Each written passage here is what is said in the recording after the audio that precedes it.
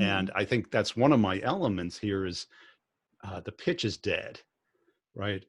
Until someone asks you. If somebody asks you, what do you do? That's the time for the pitch.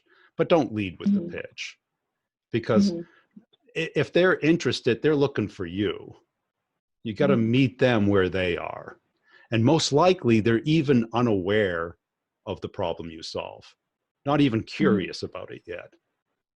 So when you pitch them, what they're thinking is, how do I already have this solved? As opposed to, why should I care about this? So it almost sounds like because they have a more holistic view, if it's not something that was always on their purchasing roster, they're going to be more open to these new ideas or, you know, innovative technologies that they hadn't even put in the budget at first. Yeah. If they thought about it, they'd be in touch with you or your competitor. Right. And you might find that.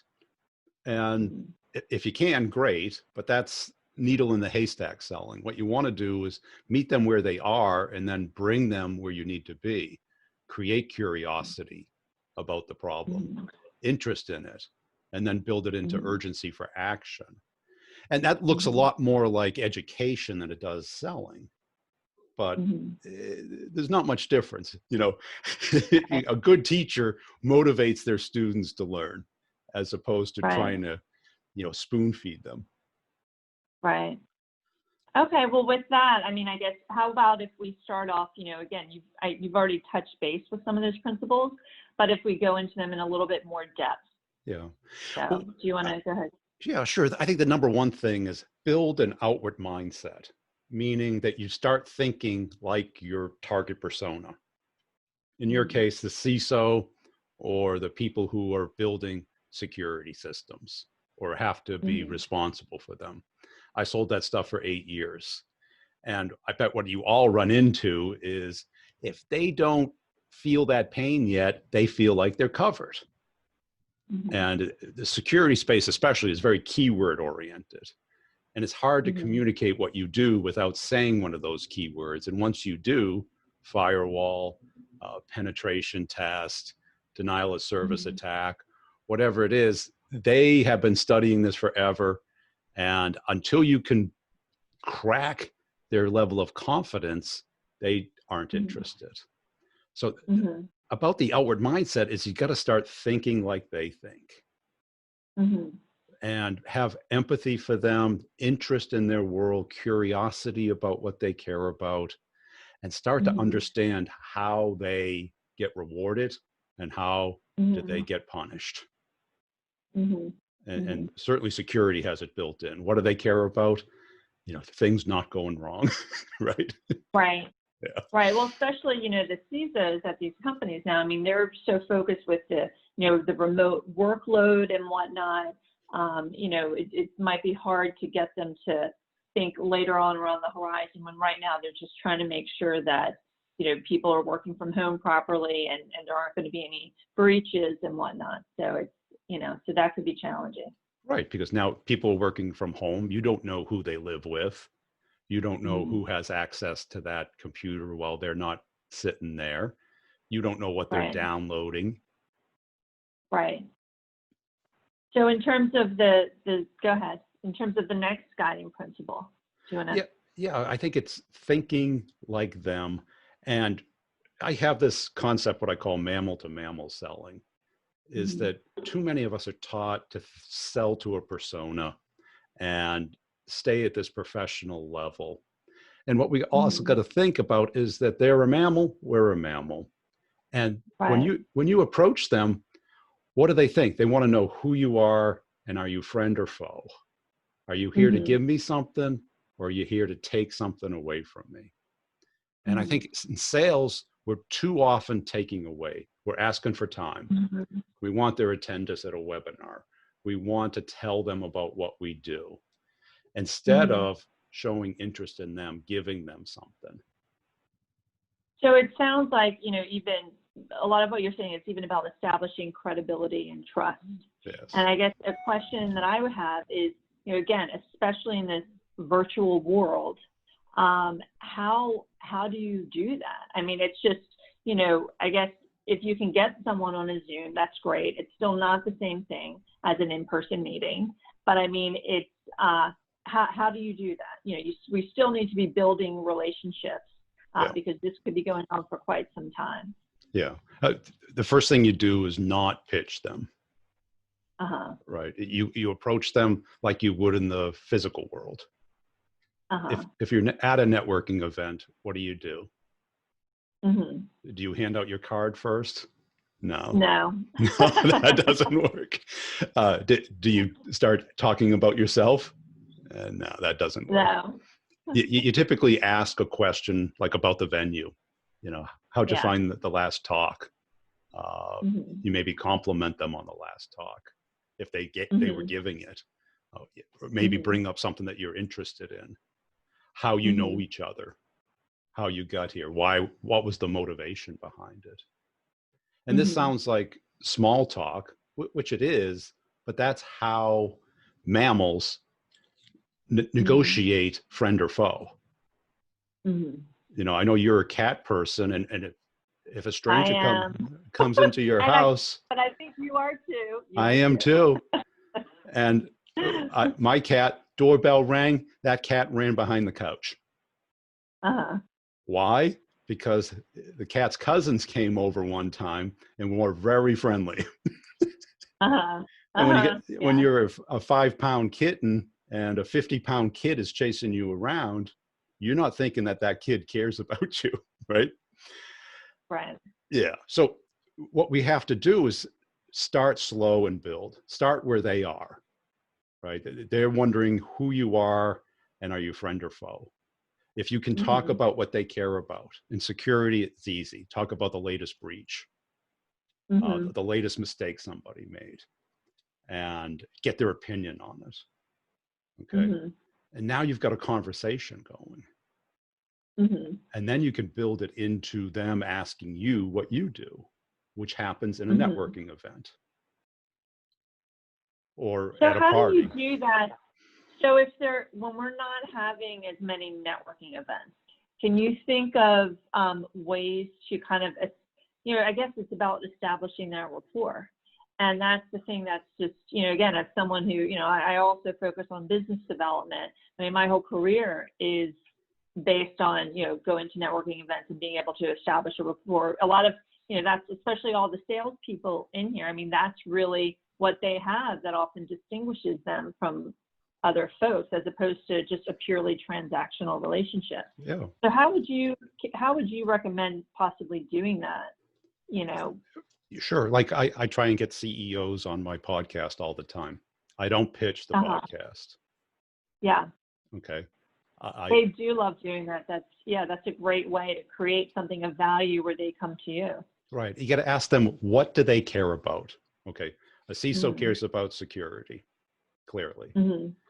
You could talk to them about that, or you could compliment the CEO on the robustness of their security. That you see a lot of companies, you guys seem to be one of the leading ones. CEO takes that email, forwards it to the CISO. Now you're in touch with them. Okay. It's about being a giver instead of a taker. Yes.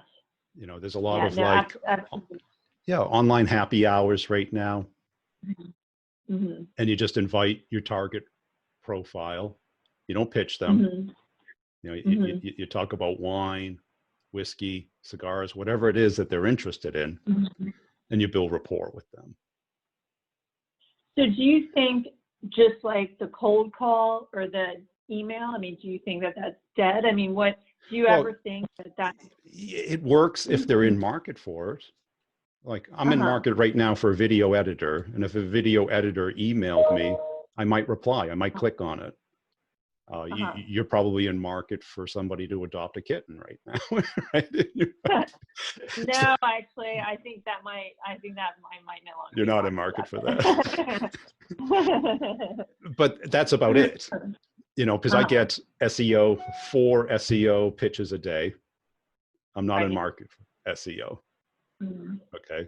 But if I knew somebody who did it, could look at my website, show me what they could do for me, I might be interested. So I say, cold calling, if it's the only choice you have, it's the only choice you have. Mm-hmm. Or if you're really good at it. Mm-hmm.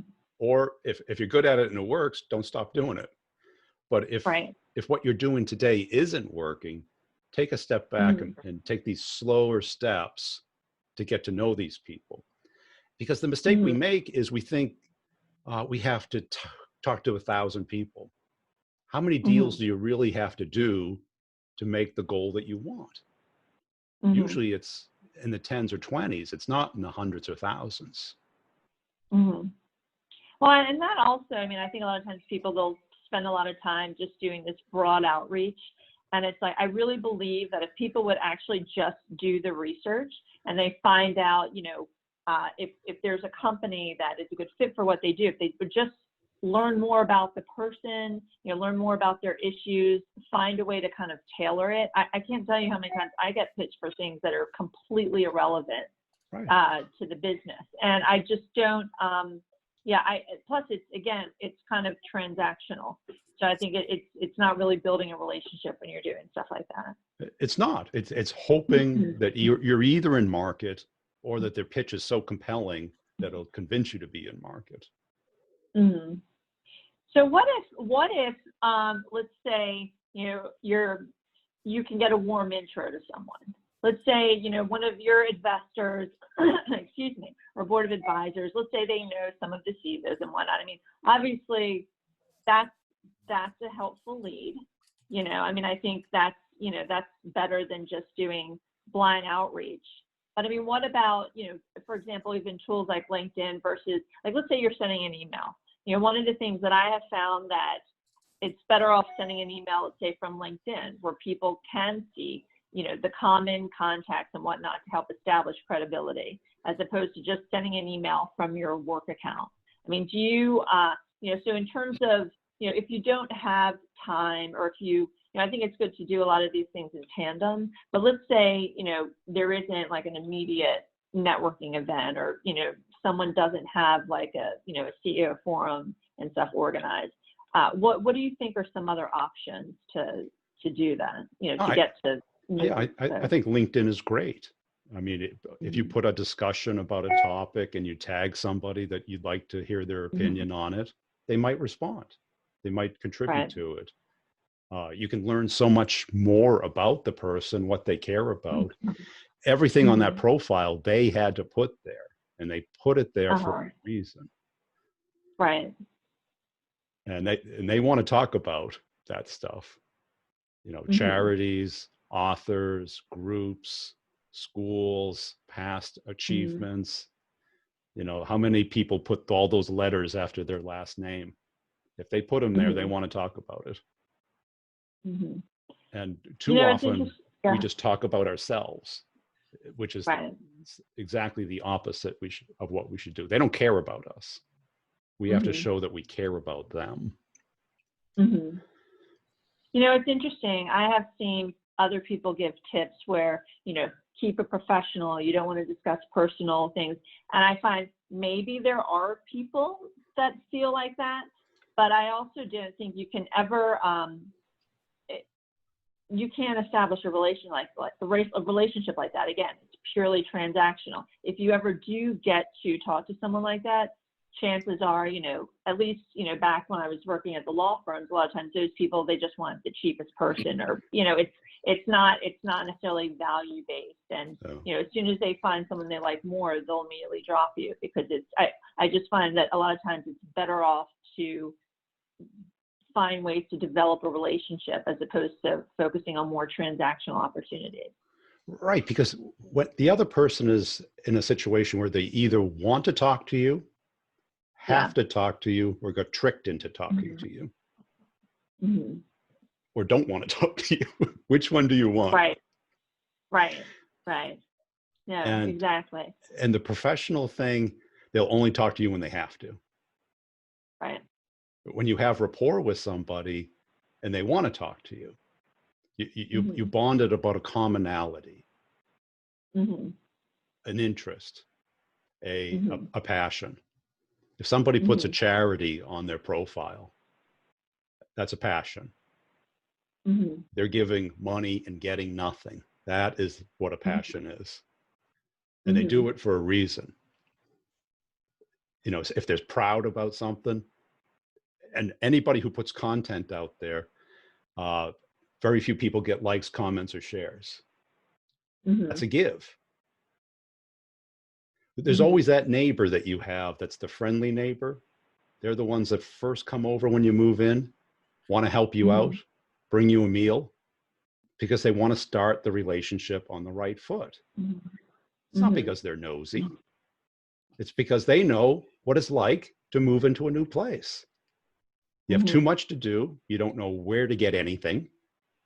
Your dry cleaning, your veterinarian, your groceries, what's the best restaurant, what's a ripoff. All of those Mm-hmm. things are helpful. Mm-hmm. And all of a sudden So you in bond terms, with that person.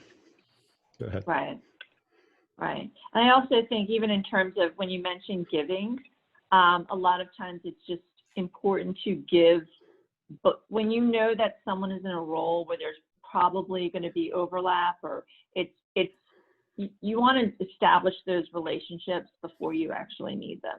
Yes. So I think that, it's, I guess at the end of the day, it goes back to when you give, it's important to be authentic about it, because if you're not being authentic about it, it's hard to maintain. It's just about helping people.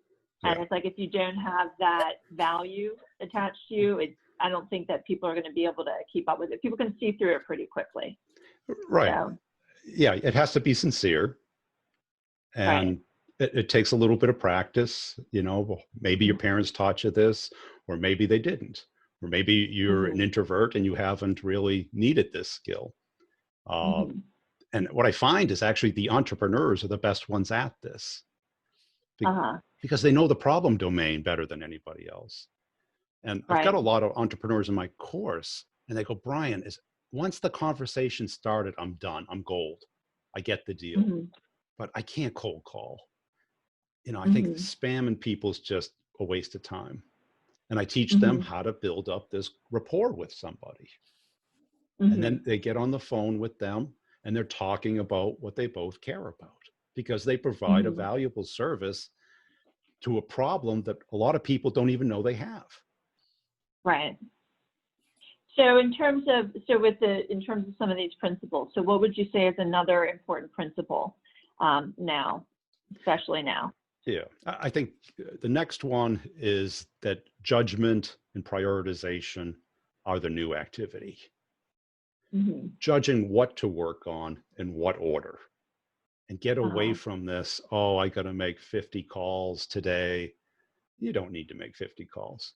If you Mm-hmm. had one great conversation, that's a great day, right? Mm-hmm. Who's most likely to have the problem that I solve? And who's closest to me?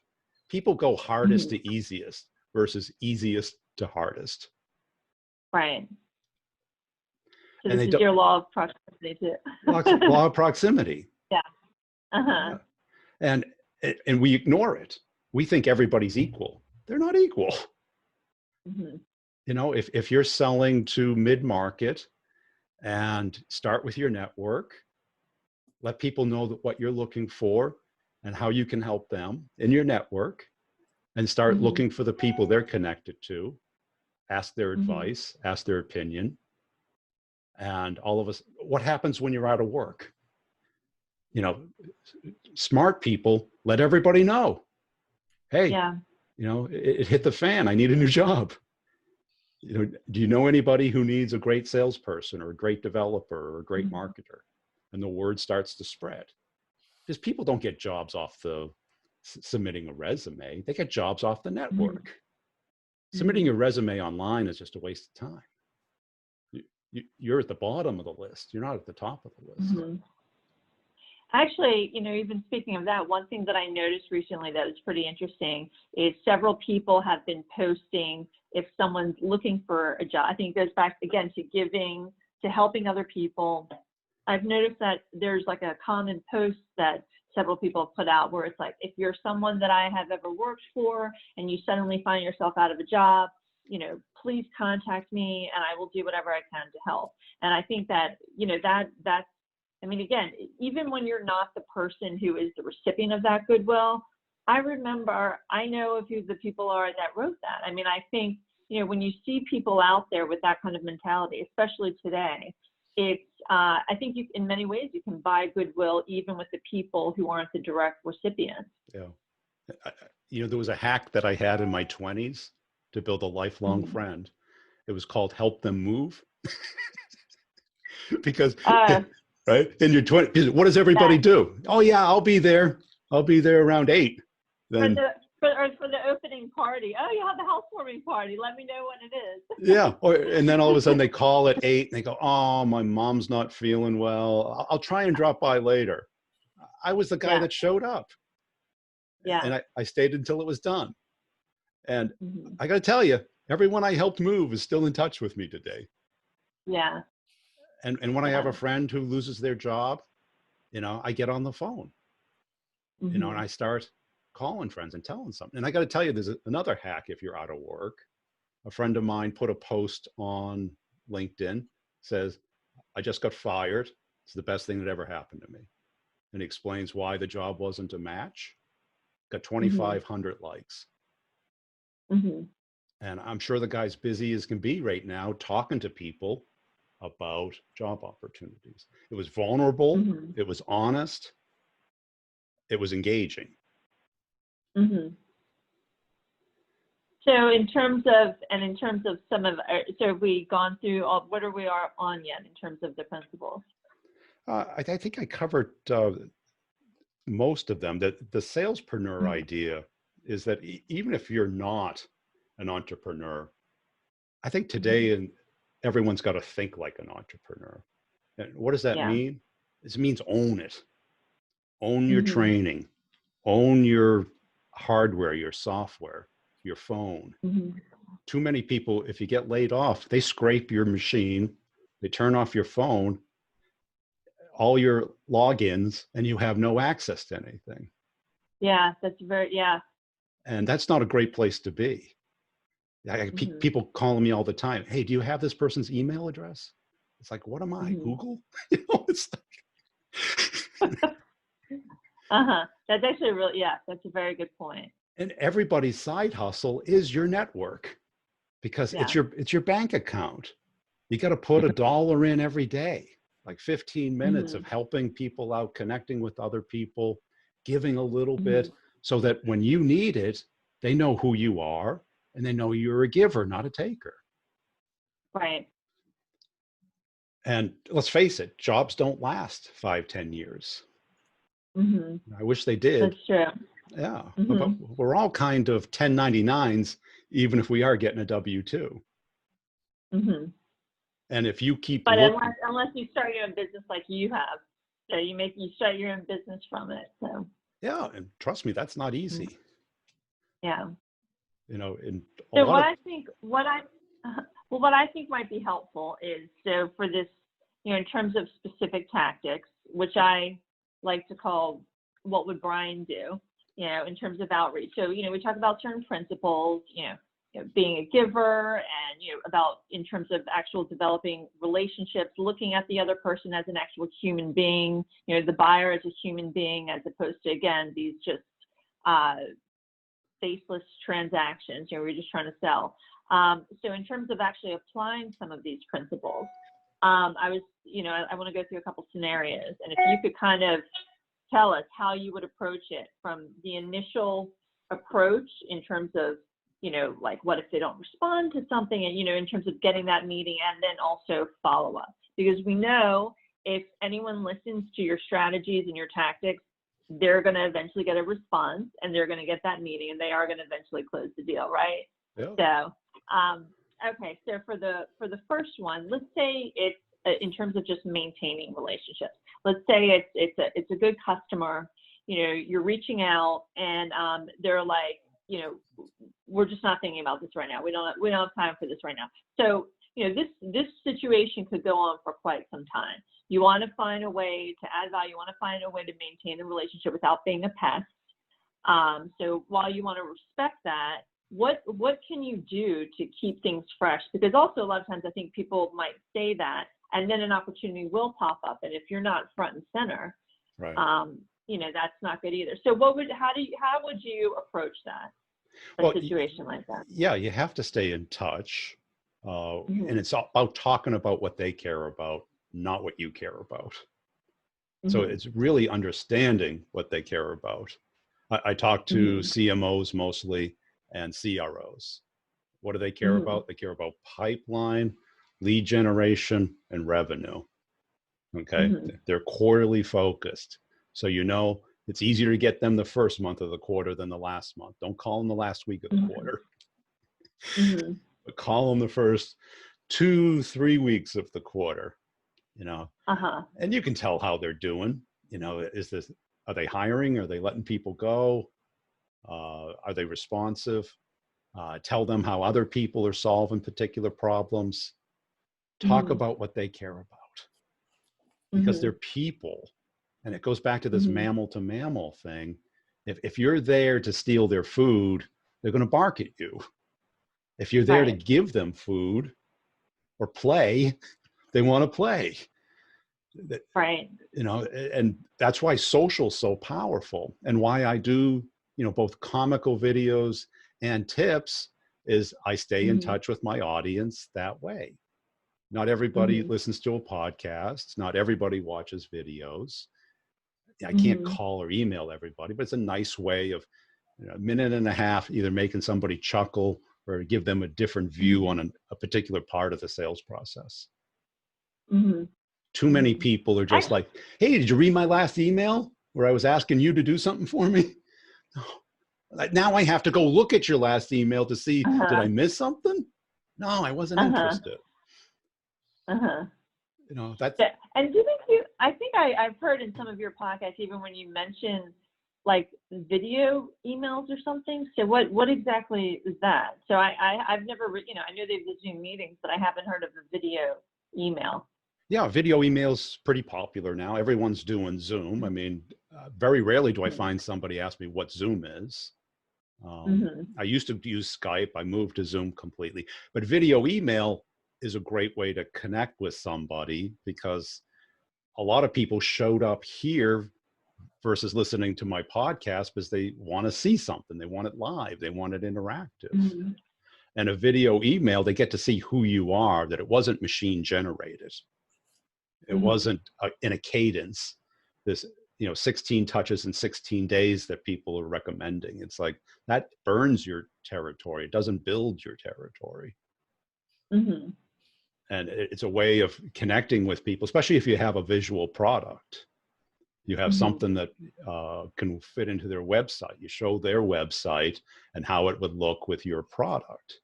Or if you're in security, it's like you show a vulnerability on their firewall. You know, you do a pen test on them and you say, okay, we found these issues. Would you like to find out how you could fix them? And you show it to them. Or a lot of people in your space don't cover this thing. And when I sold security, it's like the keyword was firewall, and everyone had already bought a firewall, but it didn't do what I did. So if I couldn't get to talk about that problem that they have, that they don't know they have, they will never buy my product, and they'll be comfortable until the system goes down. Mm-hmm. So well, what if you're reaching out to someone and they're using a competitor, and you know, but they say, you know, we already have something like that. How do you often break through that without being a nuisance? You know, what's a way to do it without, you know, coming across, you know, you don't want them to put their guard out like they feel like they're being sold. How do you do that? You gotta, they think everything is a commodity because that's how they have power.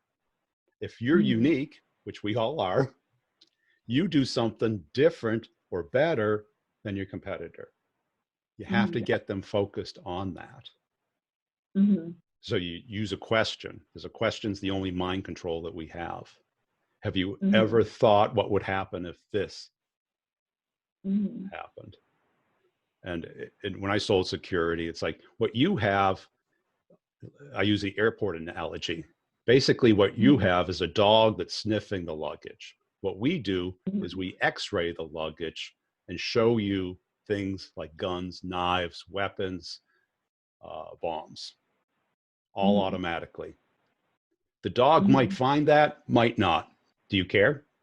Of course you care, right? Well, so another thing, I spoke to this one buyer for a large, well-known retail company, and one of the things that he was also saying is, if you know, especially in the cybersecurity space, when it's just a lot of times it's like there are so many companies out there, so it's like, how do they break through the noise?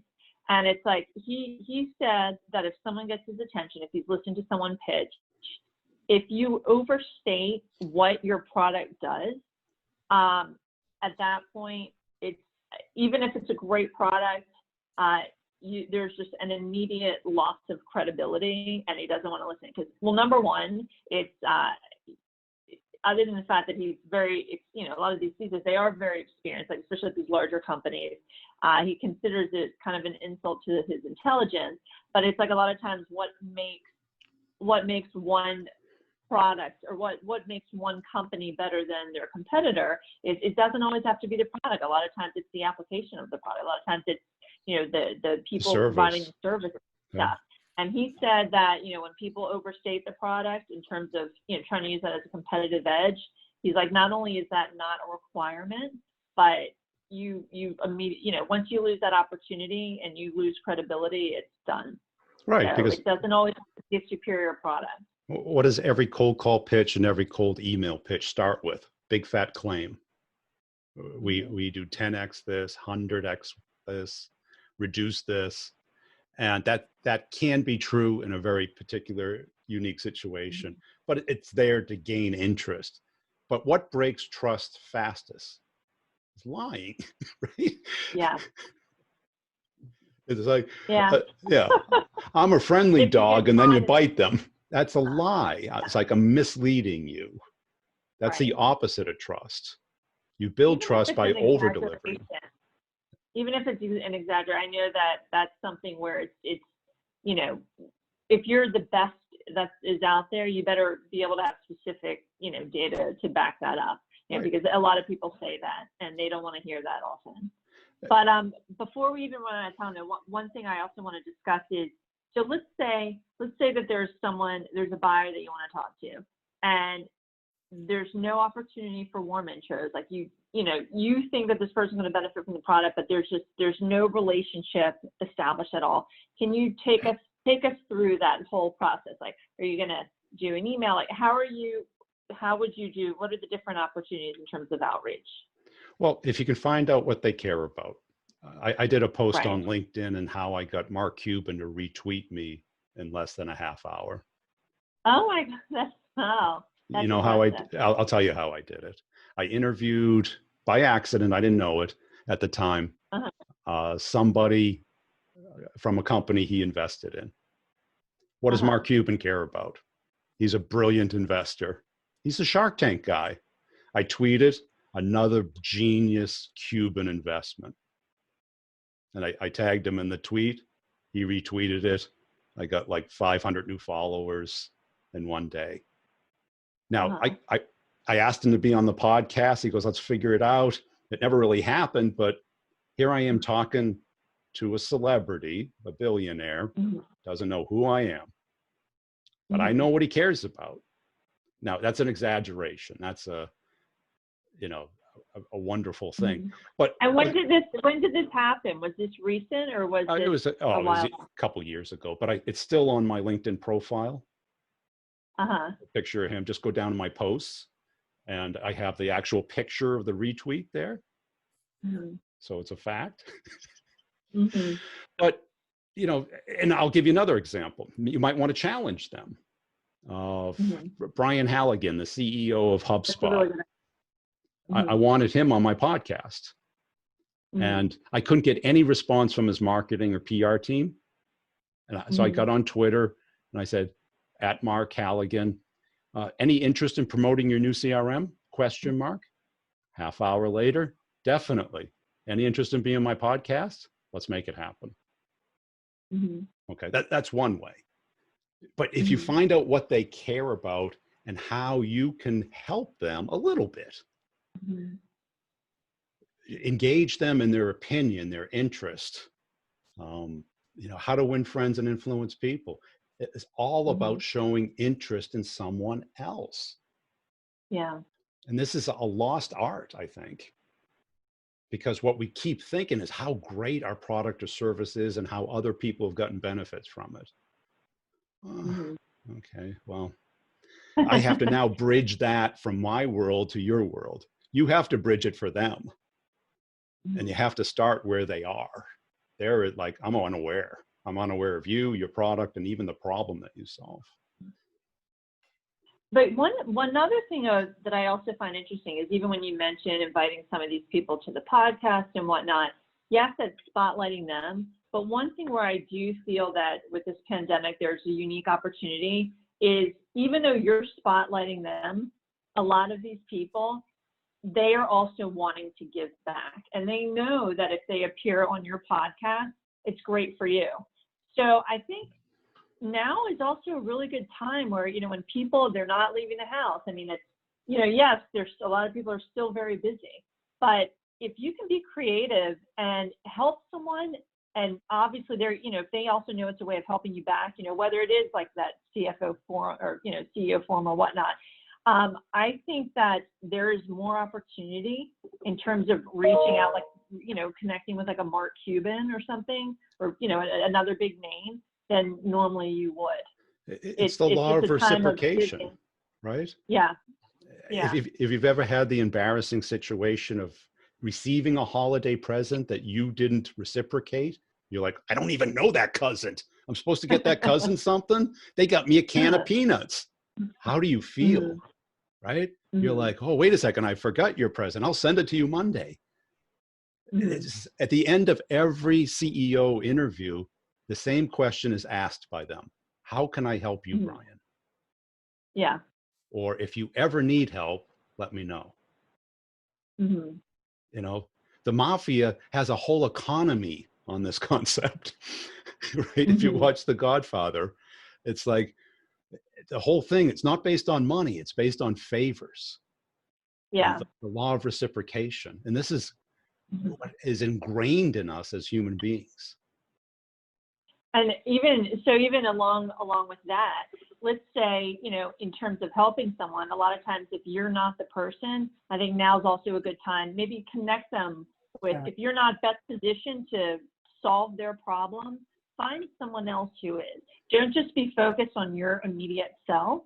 Because a lot of times if you can do stuff like that, or if you know that your product is not as strong in a certain area, or you're more focused on something else, if you can find that right person, people remember. Yeah. Or if, even if your product is good for what they need, but that they're struggling as a company, offer a discount unprompted.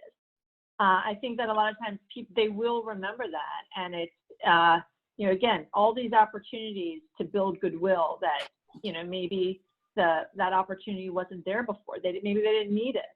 Yeah. So I think that could also be helpful. And pretty much every leader may have had to lay off people that they liked. So Yeah, guess what favor you can do for all of them, that is a great idea. right? Help You them say find like, jobs. Yeah, I hope you haven't had to lay anybody off, but I do know a yeah, lot of people who are hiring those type of people. I'd be happy to yeah. help.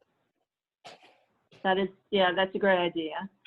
So yeah, so in terms of any final words in terms of like, especially now, tactics, whatnot. What would you, if you have to sum everything up for I some think the tips key for these thing people? is a mindset that this is a performance. Human Hmm. interaction is a performance. It's not just Yeah. writing down tips Mhm. and trying to apply them like it's just Mhm. knowledge. I Right. use this analogy. I've been playing chess since I was a kid. I'm not that good, but once I got a chess coach and he says, this is a Mhm. performance. Yes, you learned the rules when you were 10. Mhm. Okay. You want to learn the strategy and play better. That's a Mhm. performance. You have to work on that and think like that. It's not about being Mhm. smartest, it's having the best strategy. So think Mhm. performance versus just, I know it. That's Right. why everyone, give me the perfect subject line, give me the perfect cold email. That's why it doesn't work. Right. It doesn't have a performance to it. It's like everyone's individual, everyone's different, and every interaction is unique. Mm-hmm. So yeah, no, that's really helpful, and this is great. And I think that you know, I guess in terms of even to add to that, what I would also say is rather than be a seller, focus to go along with everything that we've been talking about, be a problem solver.